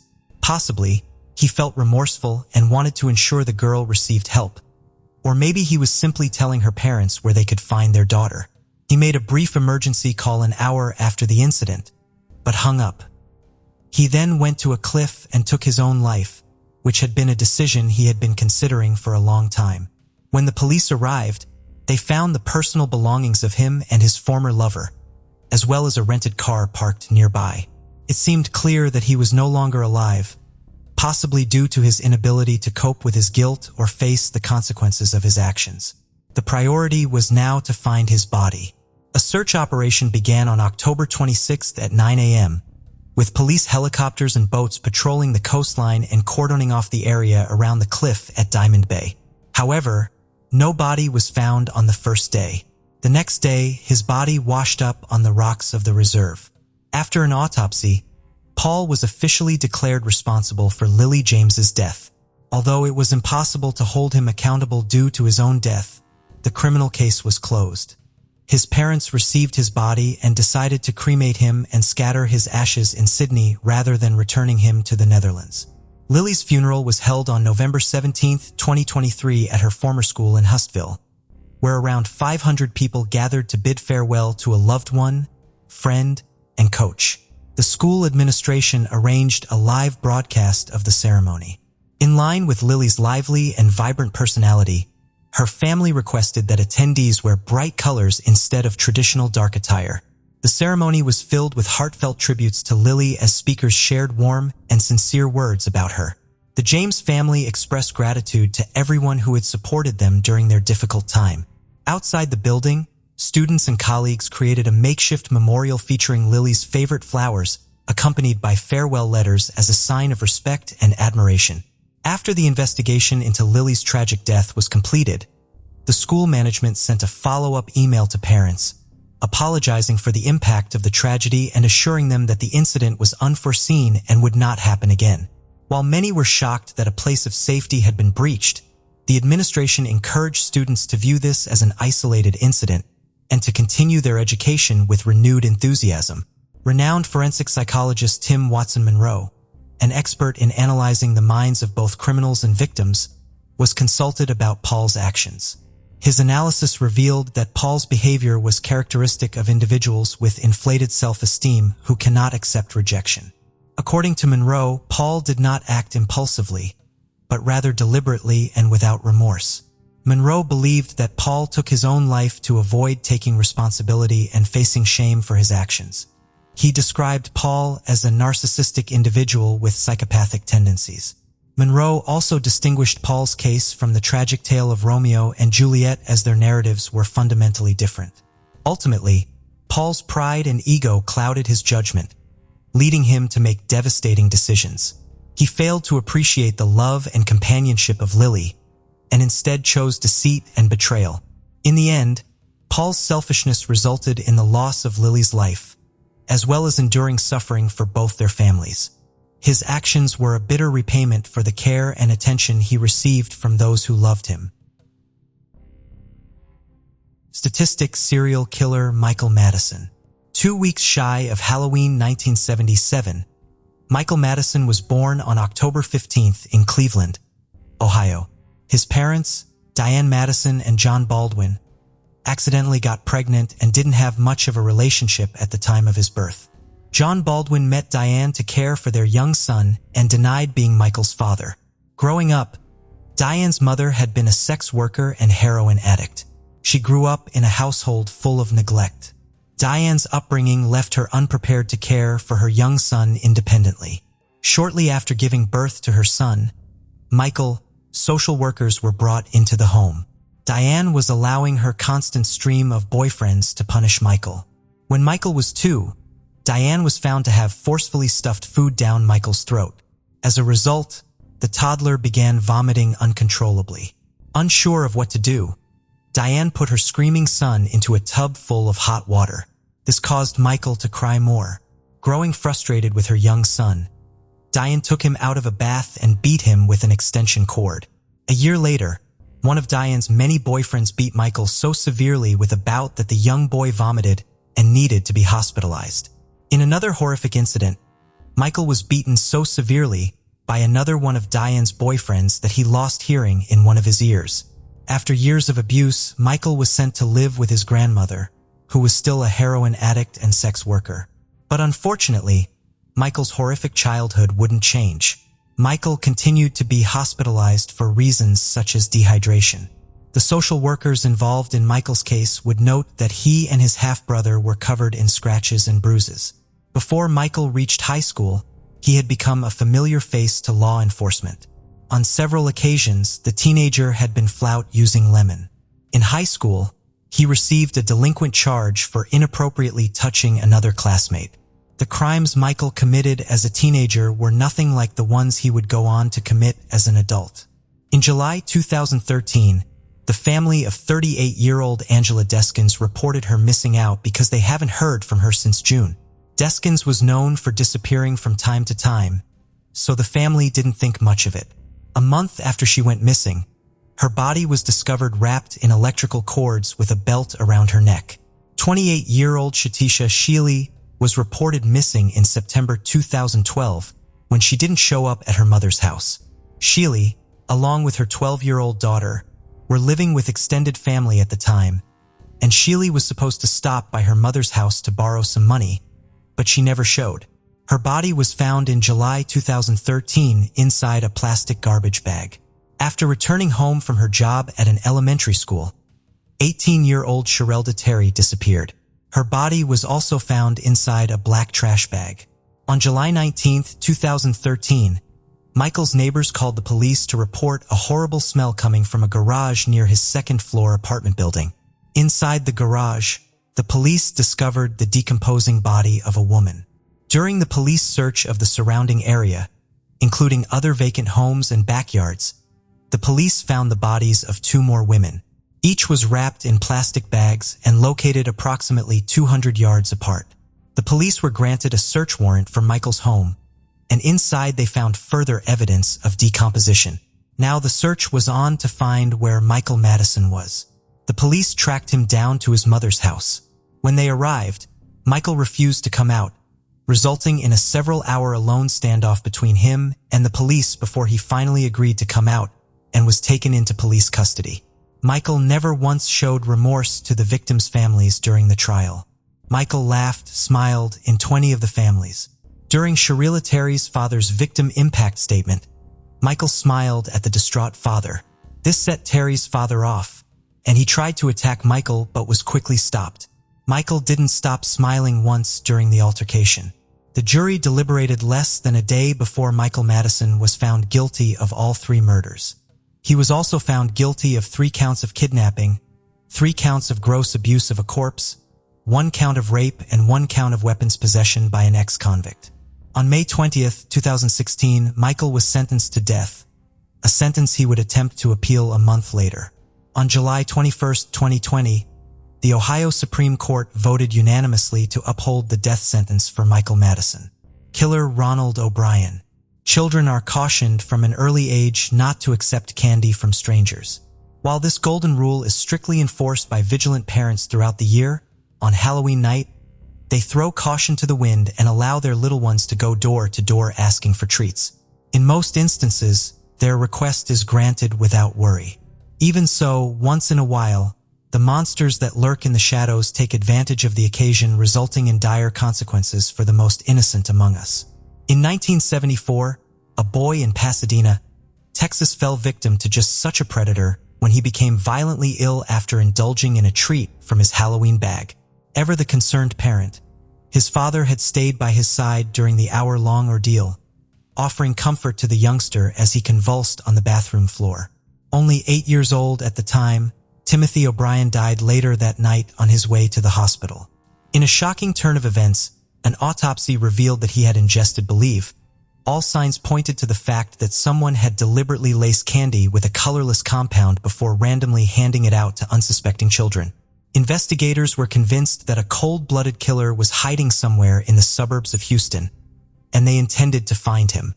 With no suspects in mind and little evidence to go on, detectives theorized that an unscrupulous person who was angry at the world in general had decided to take the life of a complete stranger, a child no less, as a way of getting back at society. To make a difficult situation even worse, there was no telling how many children had received the tainted sweets. Although authorities had put out an emergency news bulletin requesting that all Halloween candy be brought to the police station for inspection, they feared that there would be other victims before all was said and done. While they faced an uphill battle to be sure, investigators did have a few things working in their favor. For one, it had been raining heavily on the evening of Trick or Treat, which had limited the number of houses that Timothy and his sister Elizabeth had visited. More importantly, a chemical analysis of the contents of the boys' treat bank and enabled them to pinpoint the carrier of the poison. Lab tests revealed that the killer's WIFO weapon of choice had been the sweet and sour powder contained inside of a straw-shaped pixie sticks. After meeting with the residents of the Owls is where the O'Brien children were known to have gotten candy. Detectives were confident witness doling out that particular treat and that someone had been Timothy's father, Ronald O'Brien. When he was brought in for questioning, O'Brien claimed that a man he had never seen before had emerged from a darkened home and given him several pixie sticks to hand out on his behalf. He added that after consuming a small amount of the sugary powder, Timothy had complained that it tasted funny. Instead of telling him to throw it out, he had given his son a soft drink to help wash it down. Under the pretense of helping police solve the case, he had readily provided them with the address of the house where the exchange had taken place. Upon speaking with the mystery man, who turned out to be an air traffic controller named Claudine Melvin, officers learned that he had an alibi for the night in question. According to him, he had been at work and had not returned home until well after midnight. When they visited his place of employment, his supervisor confirmed his story and had the paperwork to prove it. In a stunning show of support, 200 of Melvin's co-workers came forward to vouch for his character. Realizing that they had been duped, investigators quickly concluded that this man was not their killer, something that Ronald O'Brien had known all along. A bit of digging into his past uncovered that Ronald O'Brien, who had trained as an optician, was not nearly as respectable as he wanted others to believe. I'm not content who couldn't hold a job, he was drowning in a sea of debt. Not above taking what he wanted, he had been accused of stealing on numerous occasions, usually by former employers. While being shiftless and prone to theft doesn't necessarily mean that someone is capable of murder, the fact that O'Brien had taken out hefty life insurance policies, not one but 3, on his children in the months prior to his son's untimely death moved him to the top of the list of suspects. Another nail in O'Brien's self-constructed coffin came when it was discovered that he had phoned the insurance company on the morning after his son's death inquiring about a payout. As the 8-year-old's body lay in the icy morgue, his father's only concern had been how quickly the money he had coming would change hands. On November 5, 1974, less than a week after Timothy was poisoned, Ronald O'Brien was taken into custody and formally charged with 1 count of murder and 4 counts of attempted murder. To no one's surprise, he pleaded not guilty across the board. He would steadfastly maintain his innocence throughout the trial despite the damning evidence against him. During the proceedings, a parade of witnesses testified that O'Brien had become fixated on the properties of cyanide in the months leading up to his son's murder. His obsession led him to ask friends and family alike if they knew where he could purchase the deadly poison. He would also inquire of them if they had any idea how much of the substance it would take to kill a person. In June of 1975, 8 months after little Timothy O'Brien had been laid to rest, his father was convicted of his murder. He was also found guilty in the attempted poisonings of the other 4 children, none of whom had ingested the lethal powder. For his crimes, Ronald O'Brien, whom the press had dubbed the Candyman, was condemned to the electric chair. Down the road, as alternative methods of execution were introduced, his punishment was amended to a more humane death by lethal injection. It had taken the jury just over an hour to decide the fate of the man who had so callously plotted and carry out the murder of someone who had trusted him implicitly. Once the verdict was in, the waiting game began. As it happened, 9 years would pass, more time than Timothy had spent on this earth before his killer would face flammable justice. During his time on death row, O'Brien was reviled by his fellow inmates who, despite their own misdeeds, considered him to be lower than a snake's belly. Their hatred of the child killer ran so deep that they had thrown a party on the day of his demise to let him know that he would not be missed. After several stays of execution, O'Brien was put to death on March 31st, 1984 at the age of 39. When asked if he had any last words, he had taken the opportunity to rail against the system that had allowed him to come to such an end. When his death was announced over the loudspeaker, hundreds of people who had gathered outside the prison to celebrate the attachment had shouted "trick or treat," while throwing handfuls of candy in the air in remembrance of Timothy, a young boy who had paid the ultimate price for his father's greed. Todd Allen Reed, the Forest Park Killer. The bodies of 3 women were found in the same stretch of parkland, all within a month of each other. It was not long before police had their man. But is he responsible for more than the 3 murders they convicted him for? 32-year-old Todd Allen Reed was already a registered sex offender when he strangled to death at least 3 women before dunking their naked bodies in Forest Park, a heavily wooded area just west of Portland, Oregon. From 1992 to 1995, he had served a measly 2.5 years of a 12-year sentence for the sexual assault of Shelley Harding, who was 7 months pregnant at the time of his cowardly attack. She had been walking home from work when he approached her and forced her into his car at knife point. Reed was involved to him and fled the scene of a minor crash with another vehicle on his way to the secluded spot where he sexually assaulted Shelley. After he had assaulted her, he attempted to strangle her with a seat belt and began to cry. Shelley was strong and she was calm. She had been talking to Reed constantly like he was a friend, almost building a rapport. Whilst doing so, she made sure to leave as much physical evidence as she could, touching every surface to leave as many of her prints as possible. Whatever this monster was going to do to her, she wasn't going to make it easy for him to get away with. When Reed broke down, she used this to her advantage, and her pleas to be let go and her promises that she would not tell anyone worked. Reed let her go. Not only did Shelley report her abduction and assault, the 2 men that had been in the car that Reed had crashed into also reported the hit and run. They even had his license plate. Reed pleaded no contest and was handed the 12-year sentence. He was registered as a sex offender, and, crucially, his DNA was taken and stored in the state crime lab. This would be the golden ticket police needed to catch the Forest Park serial killer 7 years later. Reed was released early as he had built up sentence-reducing credits, half of which were for good behavior.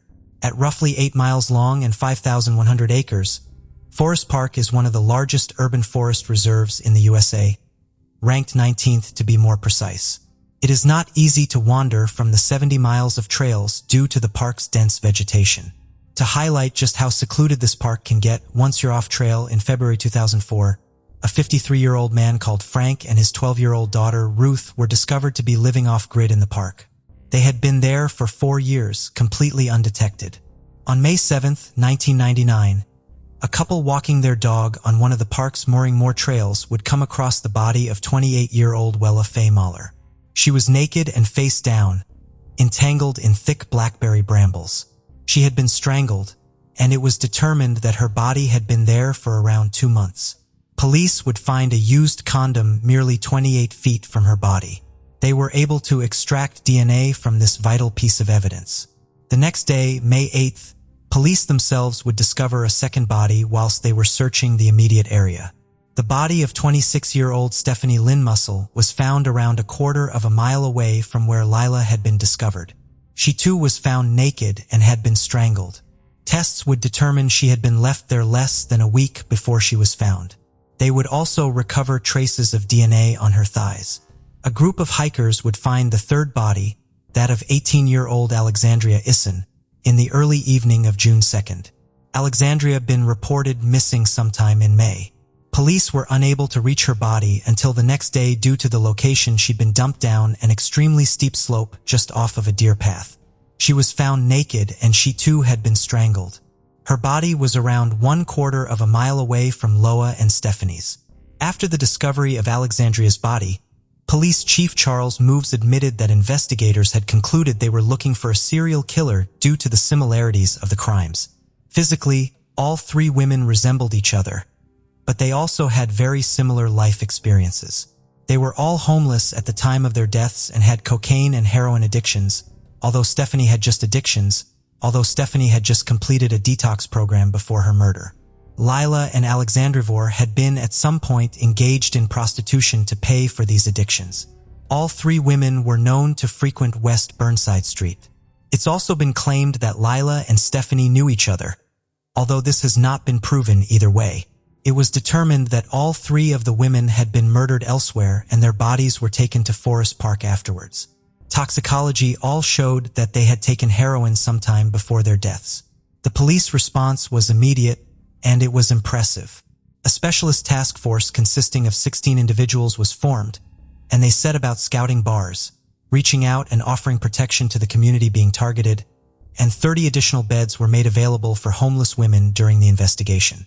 Although residents were not happy about the lack of information they were receiving, the police kept their investigation tightly under wraps. Such was their determination to catch this killer. The task force would use the physical similarities of the three women to their advantage. A female officer of a similar appearance posed as a prostitute in West Burnside Street to see if they could reel the killer in. And sure enough, Ree took the bait. On the July 7th, the same day a vigil was being held for Lila, Stephanie, and Alexandria, Ree approached the undercover officer, and it was not long before his suspicious behavior flagged him to police. At about 5:20 a.m., he was approached by a member of the lookout team, Sergeant John Botchlet. Rigg readily admitted that he was a sex offender and agreed to a search of his vehicle. They found an unused condom, a book entitled The Killing Gift, about a woman who can kill men by merely looking at them, and some yellow strapping. There was nothing incriminating to be found, and the police had to let him go. He was not off the hook, however, far from it. Another lookout that night, Detective Sergeant Dave Schlegel, recognized him from the 1992 sexual assault case. He had in fact been the arresting officer. Police began 24-hour surveillance of Reed, both at his home and at his place of work. At least once during this surveillance, he was observed driving in circles around West Burnside and Sandy Boulevard. The police swab results came back and confirmed that the DNA from the condom at the Mower crime scene and the DNA found on Stephanie's thighs matched the DNA that was on file for Todd Allen Reed. At around 7:30 p.m. on July 18th, after Reed had left for work, police executed a search warrant at his address where he lived with his girlfriend. Once the police had left the premises, his girlfriend phoned him to let him know the police had been there. He attempted to make a getaway in the middle of his shift, but it was too late. The police had already arrived. At 11:30 p.m. on July 18th, 11 days after police had questioned him and only 1.5 months after the task force was set up, Ree was arrested outside of Ranella Produce, the warehouse where he worked night shifts unloading the delivery trucks. On July 27th, he was indicted on 7 criminal counts in relation to 3 homicides. It emerged that Reed, who had been ordered to serve 8 years post-prison supervision and actually been kicked out of a sex offender treatment program 2 weeks before his arrest for failure to attend. On February 23, 2001, he pleaded guilty and received 3 consecutive life sentences with no possibility of parole. Reed had been facing the death penalty, but his plea deal took this off of the table. Reed is also the prime suspect in 2, possibly 3 other murders in the Portland area. The cases being referred to by Reed are the 1987 cold case murders of 15-year-old Jennifer Lynchher and 12-year-old Mindy Colleen Thomas, and the 1999 disappearance of 19-year-old Amma Vassines. In regards to the murders, Gresham Police Sergeant David Lerwick has been quoted as saying, "All we suspect that he was the person who killed both those girls. We didn't have enough evidence to convict him." Jennifer had gone missing on July 3, 1987, and her skeletal remains was found on July 8, 1988. Miggy went missing from the apartment complex where she lived on August 3, 1987, and her body was discovered on October 4, 1988. Both of the children had been strangled and dumped in wooded areas on the eastern side of Gresham, about 3 miles apart, and they were both last seen in the company of Gail Bennett, Reed's then girlfriend and later wife. They married in 1988 and divorced in 1997. Gresham Police said Bennett, who has a police record of her own, might have information about the killings but has been uncooperative. Bennett has denied any knowledge. At the time, police were operating under the assumption that they had both been killed by the same man and that this man was known to them. They had questioned Reed at the time of the investigation due to the fact they had both been seen with Gail, but he was never charged or arrested. Police renewed efforts to solve the Gresham cases after his arrest in the Portland killings, but attempts to compare DNA from the old crimes with Reed's DNA have been inconclusive. Alma, the witness seen on June 30th, 1999, has not been seen since. She was working as a prostitute at the time of her disappearance, and it has been claimed she knew / was friends with Alexandria Isson. No charges have been brought forward in her case, although it is impossible to downplay the likelihood they already had something to do with Amethyst's disappearance. As of June 2020, what prison Reed is in is not known. And as of June 2021, he was no longer listed as a new mate and may be dead. The case of Debbie Lynn Randall. Debbie Lynn Randall was born on August 21, 1962, in Marietta, Georgia, to a loving family with 2 older brothers. Her parents divorced when she was young. Her mother later married a man named Roy, who became Debbie's stepfather. The family lived in a small apartment building. Debbie was a cheerful and sociable child. On the evening of January 13, 1972, after dinner with her family, Debbie went to the laundromat to supervise the laundry.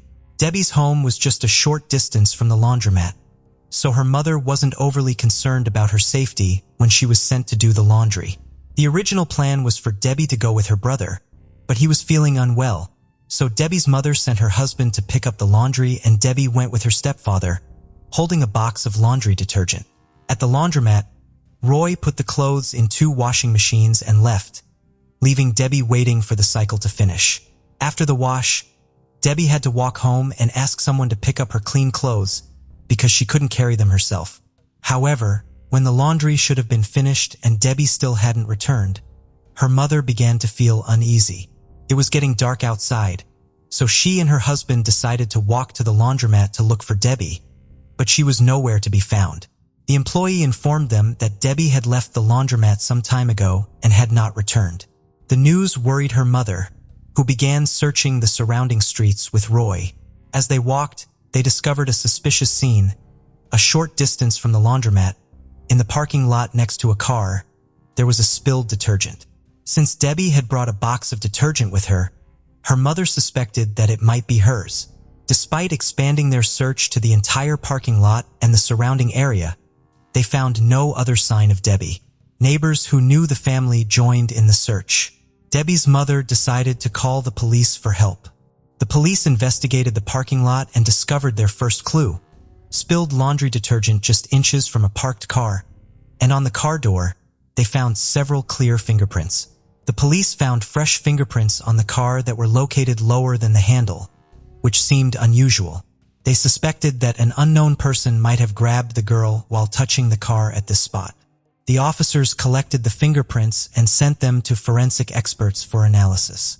They also started searching for the car's owner to confirm whether the fingerprints belonged to them. With no other leads, the police began a thorough search of the area, looking for new clues or witnesses. The laundry worker reported that she did not see anything suspicious. Debbie had waited for the laundry to finish, then left the building with the detergent box. It is possible that she went home to ask someone to pick up her clothes. Police discovered the first key witness, 12-year-old Sandra, who said that as she and her friend walked to a laundromat to drop off dirty clothes, they saw a man grab a girl on the street, drag her to his car parked near the laundromat, and drive away quickly while she screamed for help.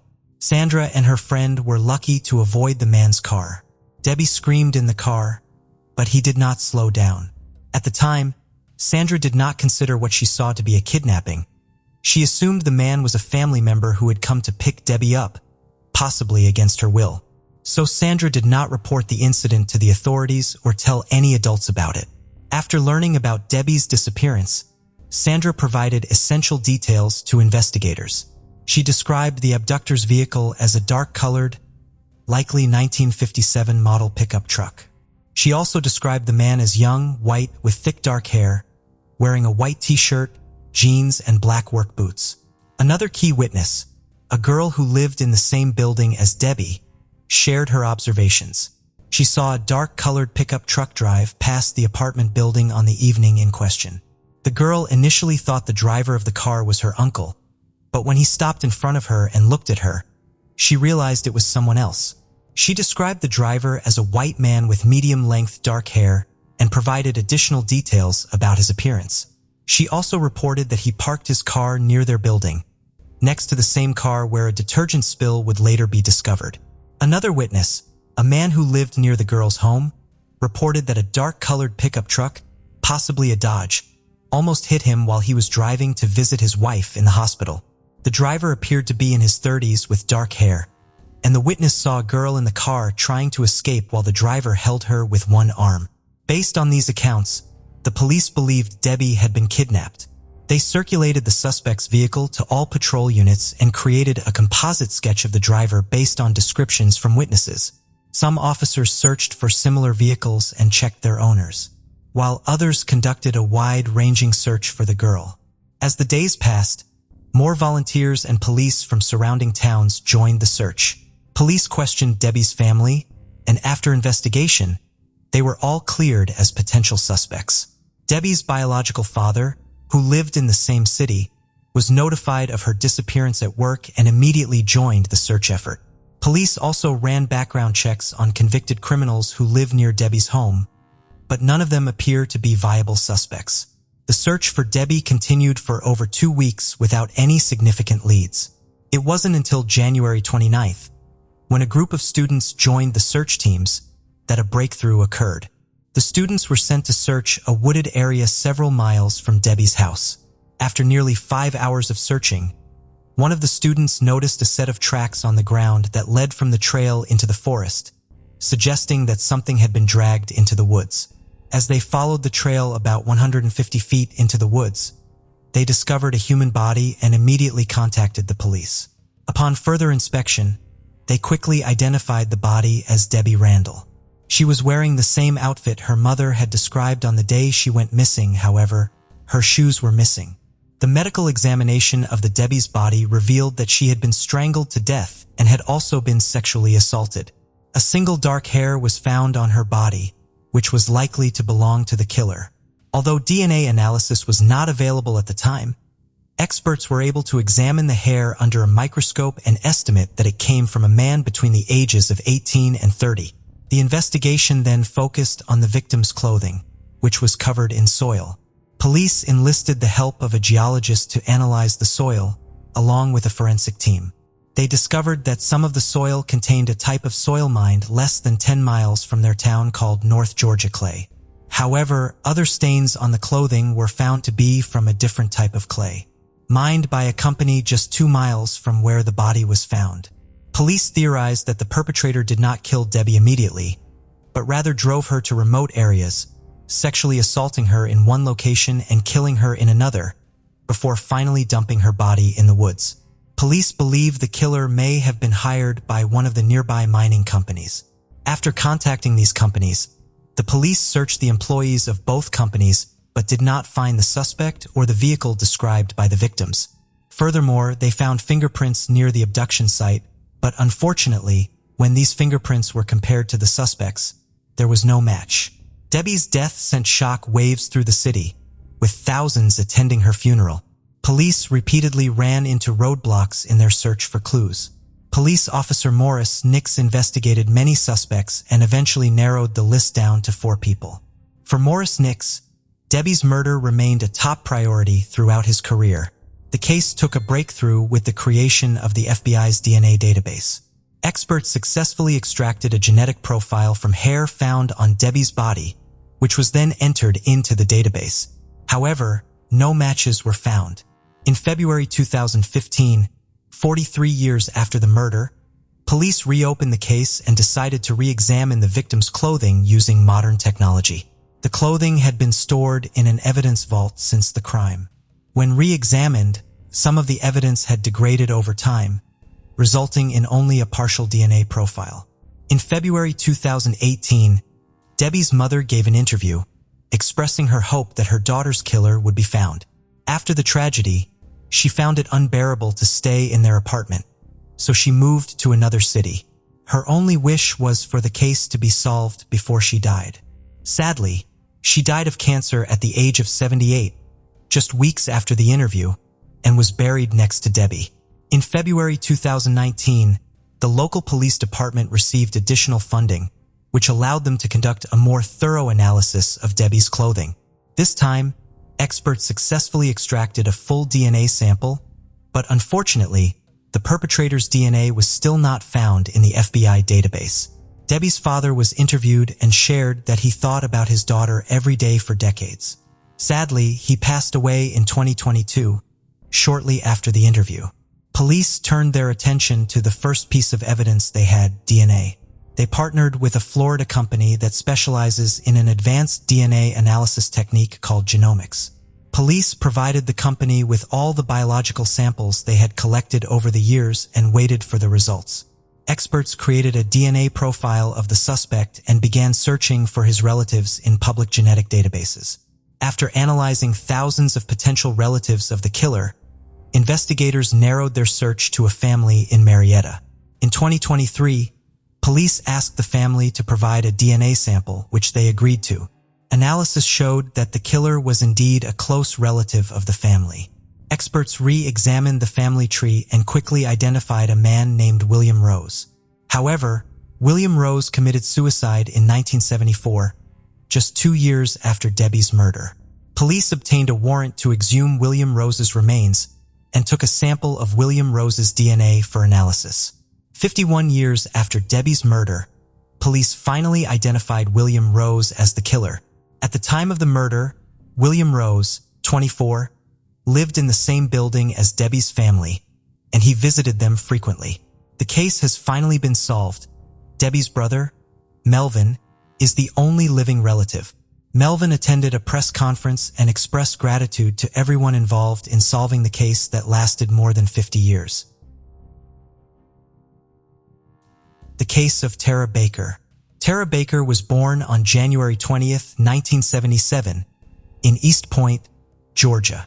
Her parents divorced when she was young, and her mother later remarried. She is the eldest of 4 siblings. From an early age, she showed a strong interest in the legal system with the desire to pursue a career as a lawyer or judge. She would often engage in mock trials with her stuffed animals, create contracts with her relatives, and even write letters to politicians, including the President of the United States, to express her opinions.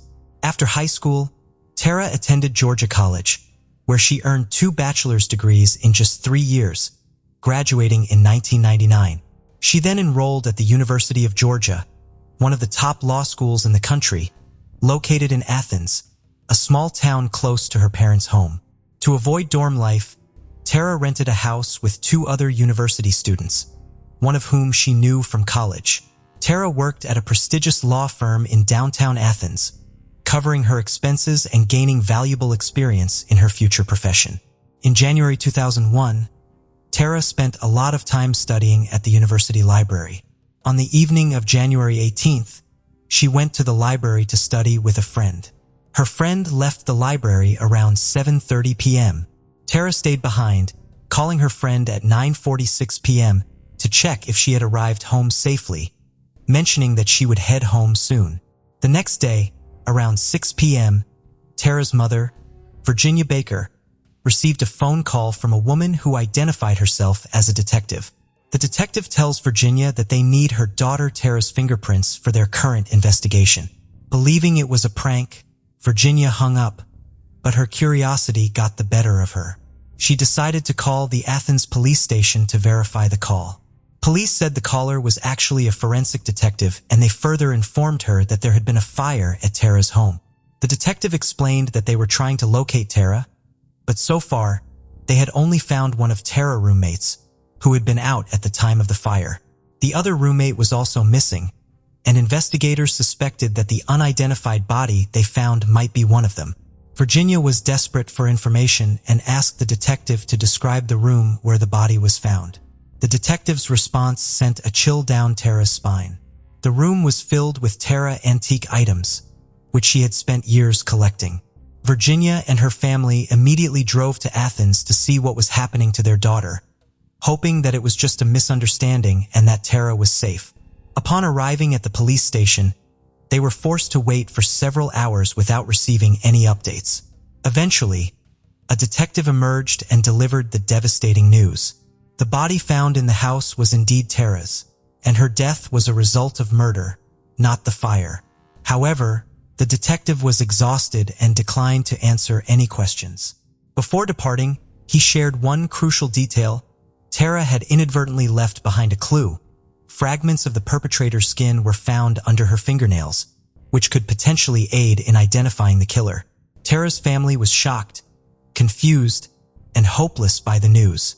Despite their requests for more information about Tara, the police remained silent, not providing any further details. The family of Tara Baker was left in the dark about her murder investigation. Despite their repeated attempts to get information from detectives, they were met with silence. The local police department never reached out to them, forcing the family to constantly call and visit the station to beg for updates. Through persistence, they were able to gather some details about the case. Firefighters were called to Tara's address on January 19th at approximately 11 a.m. in response to a fire. After extinguishing the flames, they found Tara's body inside. The medical examiner's report confirmed that she had been murdered with signs of strangulation and stab wounds. It appeared that the killer had set the fire to destroy evidence after Tara's death. However, the police refused to share the medical examiner's report with Tara's parents, leaving them without crucial information about her murder. The family also discovered that some evidence may have been destroyed by the firefighters. Unfortunately, this is not uncommon in cases like this. Investigators may not have properly secured the crime scene, which could have resulted in the loss of evidence. As Tara's family sought answers about her death, they were met with a lack of transparency and disrespect from the police. They were not kept informed about the investigation, were often treated rudely and unprofessionally. In an attempt to hold the police accountable, they began to record their conversations and filed complaints, but these efforts yielded no results. The family sought the advice of a renowned criminologist. However, the local police department would only allow him to review the case materials under one condition. He was not to share any information or findings with Tara's relatives. This left Tara's family unable to find answers about her death. Tara's family waited 10 years to get her death certificate. After writing to the state governor, they finally received it, but it didn't give them the answers they were looking for. Instead of explaining what caused her death, the certificate simply stated that she died from multiple injuries without providing any further details. Despite the police continued their investigation, but their actions raised several questions. When Tara's body was discovered, firefighters immediately called the police, recognizing that a murder had taken place. But the crime scene was seriously destroyed due to extensive damage from the fire and water used to extinguish it. Furthermore, the family later discovered that some surviving items at the crime scene were not examined for fingerprints. Tara's laptop was found missing from her room, but other valuables were intact. Since there was no evidence of forced entry, investigators suspected that Tara was familiar with her killer and had voluntarily allowed them into her room. Although the crime scene was heavily damaged due to the fire, investigators established that Tara's two roommates were away from town at the time, leaving Tara home alone. Because it was difficult to determine the exact time of death, medical experts narrowed the window down to a time frame of 10 p.m. when Tara left the library to 11 a.m. when neighbors called the fire department. The likelihood of the crime occurring during the early morning hours, given the speed at which the fire spread. The police investigation uncovered two significant leads. One involved a witness who reported seeing a middle-aged white man running down the street on the morning of the murder, wearing only a t-shirt and jeans despite the winter weather. Additionally, the police discovered a suspicious phone call made to Tara's university a few days before her death.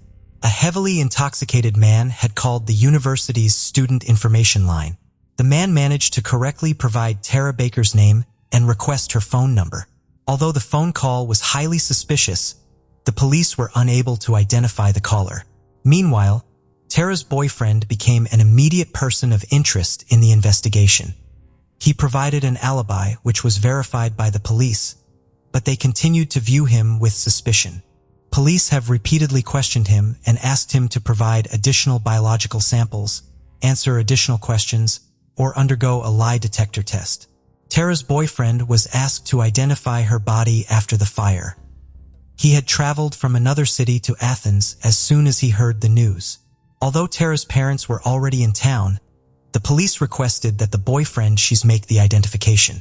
However, he was not allowed to enter the house. Instead, a police officer took a photograph of the body and showed it to him on a camera screen. The boyfriend was shocked and unsure if the body was Tara's. To confirm, he asked to see a pair of earrings he had given her. The officer retrieved the earrings from the body Tara's and showed them to him. After seeing the earrings, the boyfriend confirmed that the body was indeed Tara's. The police then shifted their focus to a male student who had a reputation for being troublesome. Several female students reported that he had repeatedly asked them out on dates, despite being told no, and made them feel uncomfortable with his behavior. The student had also asked Tara out multiple times. Despite knowing she had a boyfriend, detectives investigated the student but found no evidence linking him to the crime. They even asked Tara's friends to monitor the boy's activities. But this did not bring any new progress. Detectives began to focus on another suspect, a guy who was Tara's co-worker. When they interviewed his co-workers, they discovered that his behavior in the days leading up to the murders was very strange. Specifically, he had stopped socializing with a group of close co-workers. Additionally, just days before the murders, he had told Tara that he would not be able to attend her birthday party, which was scheduled for the day after the murders. On the morning of January 19th, one of Tara's co-workers tried to convince him to attend birthday celebration, as Tara had been hurt by his initial refusal. When the colleague visited the attorney's office, however, he was nowhere to be found. This was unusual, as the attorney was typically present at the office in the mornings. A check of his work schedule revealed no meetings or appointments, adding to the mystery of his absence. His behavior raised suspicions after Tara's murder. He was absent on the day of the murder, but the next day, he visited a colleague's home and acted strangely. Many suspect that he regularly used illegal drugs, which may have contributed to his erratic behavior. The co-worker noticed several fresh scratches on his neck, which were notable because several pieces of skin were found under Tara's fingernails, suggesting that she may have scratched her attacker in self-defense. When questioned about the scratches, he claimed he got them from a cat and denied any involvement in Tara's murder. However, when asked about his suspicions regarding the killer, his response was unusual. He screams that Tara's father is the culprit, but he cannot produce any evidence to back up his accusation. Furthermore, he resigned from his position just a few months after the murder and left the state. It is unclear whether the police compared his DNA with the samples found under Tara's nails, but they have not shared any information about this aspect of the investigation, even with Tara's relatives. The police discovered that he was married, but still secretly dated 2 female colleagues. This revelation could explain his unusual behavior and unexplained absences from work. Both women also suspected that he was using illicit substances. However, police found no evidence to prove his involvement in the murder and eventually cleared him as a suspect. The detectives also investigated the maintenance company employees who had access to the house where Tara lived. They had a spare key, which might explain why there was no sign of forced entry. Unfortunately, this lead also yielded no results. Since then, the case has had no new clues. The police continue to search for new suspects and witnesses, but they are keeping many details about their investigation under wraps to avoid it being undermined. The investigation into Tara's murder continued over the years, with several new leads emerging, but it did not yield any results for the investigation. One witness reported seeing an African-American man near Tara's house on the day of the fire, while another claimed to have seen blood on a classmate's notebook shortly after the murder. Despite police efforts to pursue these leads, they ultimately led to dead ends. Tara's parents offered a $77,000 reward in hopes of generating new leads. The detective team working on the case changed several times, but they all encountered considerable difficulties due to lack of evidence. The fire in Tara's room burned most of the evidence, leaving the police with few clues to investigate. 19 years after Tara's murder, a podcast about her case was released, generating renewed interest and attention. The podcast gathered information from Tara's family and individuals connected to the case, re-examining the evidence and helped reinvestigate the case. The police department took notice of the podcast, leading to better cooperation between detectives and Tara's family. For several months, detectives reviewed all available information and evidence, using modern DNA analysis tools to re-examine the evidence. Their efforts paid off on May 13, 2024, when police announced that they had finally arrested the perpetrator 23 years after the murder. The suspect, Edric Lamont Faust, 48, was arrested, but police did not reveal how they identified the suspect, citing the need to keep some information secret to protect ongoing legal proceedings. Investigators only mentioned that modern DNA analysis tools and other biological evidence played a crucial role in Edric's identification. Further details of the case were not disclosed at the press conference, and police chose to withhold evidence to avoid compromising Edric's trial. However, his arrest documents revealed that he was accused of assaulting Tara. Additionally, a piece of skin was found under Tara's fingernails, which was used to extract the killer's DNA using modern DNA analysis tools. The police had likely known about Edric for years due to his long history of crime, which included multiple arrests. At the time of Tara's murder, he was 25 and lived in the same city as she. Despite this, the police initially found no evidence suggesting that Edric knew Tara. It wasn't until recently, thanks to advanced DNA analysis, that Edric became a suspect in the case. Detectives only started investigating him a few days before his arrest. Edric is currently in jail awaiting trial. The police are confident that they have found the right person, as they obtained irrefutable DNA evidence. As a result, Edric was denied bail, and Tara's case is now considered closed. Tara's family finally finds out the truth after 23 years, thanks to a new team of detectives who reopen the case and solve it. Thank you for joining us on this journey into the depths of unsolved mysteries. Cold cases not only challenge our understanding of the past, but also ignite our curiosity and determination for answers. Remember to subscribe to stay updated on our latest investigations. And if you have any information regarding the cases we've covered, don't hesitate to reach out. Together, we can shed light on the shadows of the past and bring closure to those who seek it. Until next time, stay vigilant, stay curious, and never stop seeking the truth.